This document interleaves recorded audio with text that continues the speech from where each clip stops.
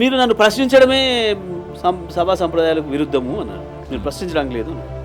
అప్పుడు చెప్పాను నేను, అధ్యక్ష కరెక్ట్ కాదు, నాకు హక్కు ఉంది, ఈ సభ మనందరిది, నాకు కూడా సమానమైన హక్కు ఉంది.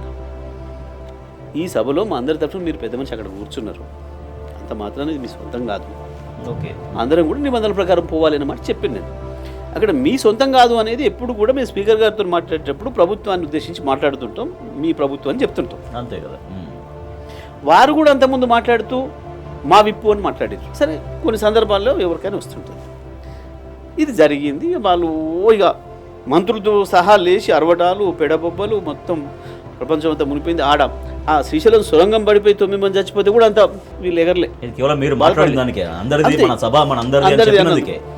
వాళ్ళకి ఎట్లుంది అని అంటే, ఈ సభ మాది, కాంగ్రెస్ పార్టీది, మేము చెప్తేనే నడవాలి, మా దయాదక్షిణల మీద నడవాలి, మేము మీకు అవకాశం ఇస్తే మాట్లాడాలి, లేకపోతే లేదు అన్న దురభిప్రాయంతో ఉన్నారు వాళ్ళు.